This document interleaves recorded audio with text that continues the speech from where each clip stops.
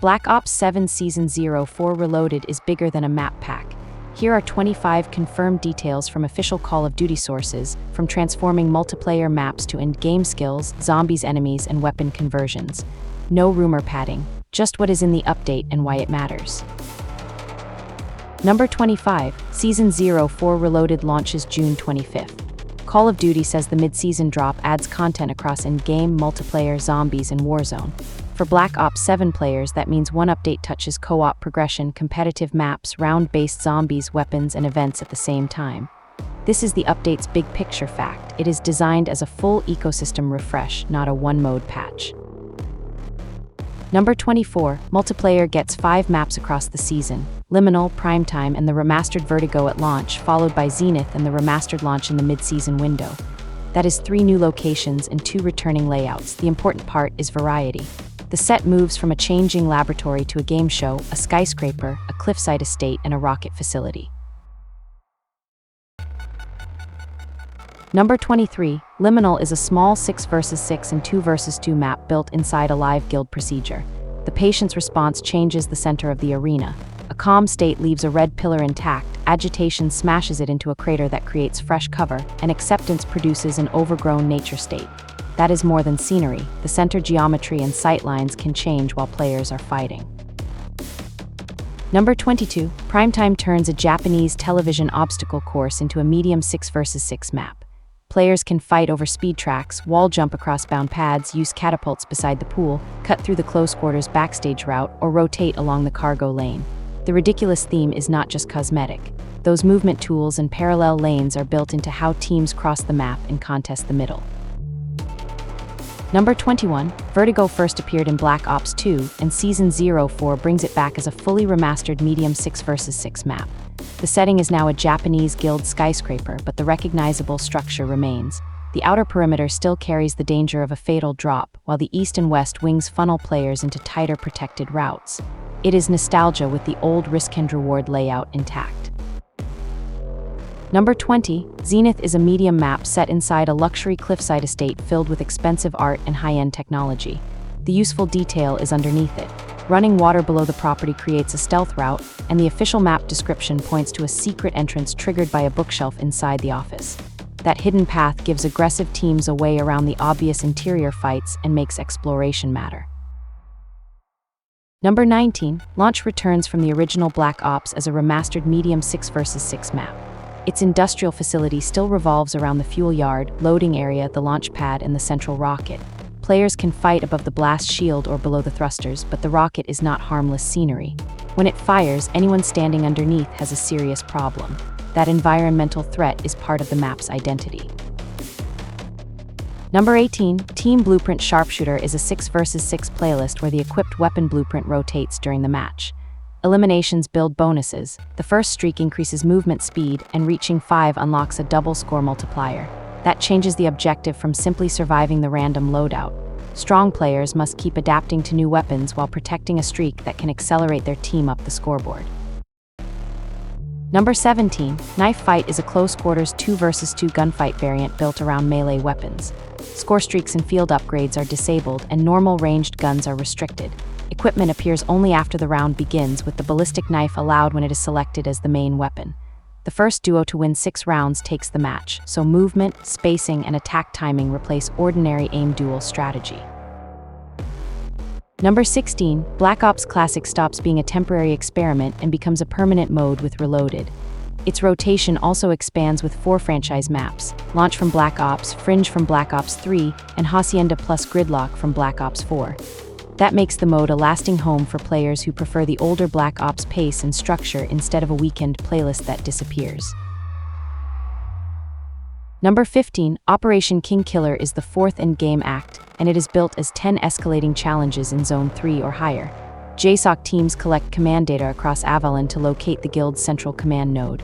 The first step already includes vehicular combat, and the final step opens access to the prime target glitch. This is a multi-stage co-op operation, not a single repeatable mission marker. Number 14, reaching King Killer's final step unlocks the prime target glitch boss in a nightmare difficulty zone. Beating it with Samuels, Y. Lin, or Emma Kagan awards a data freeze operator skin. Earning 1 skin opens the End of Days weapon combo. Earning all 3 unlocks the animated End of Days combo. The reward design gives squads a clear reason to repeat the operation with multiple characters. Number 13, the new Guardian skill track is designed for Endgame's hardest combat. Call of Duty describes it as a way to transform an operator into a frontline anchor. The track also introduces a new exotic skill and a new nightmare skill. That matters because it adds a more durable team role instead of only increasing damage, giving squads another way to build around difficult Zone 3 and nightmare encounters. Number 12, the Psych Grenade is a new minor ability for Endgame. It explodes on impact, releases a lingering cloud of hallucinogenic gas, and brainrots enemies caught inside. That is useful because the effect changes enemy behavior instead of only dealing burst damage. In crowded encounters, a well-placed grenade can turn part of the hostile group against the rest and give the squad space to recover or reposition. Number 11, KowakujÃ is the new round-based zombies map.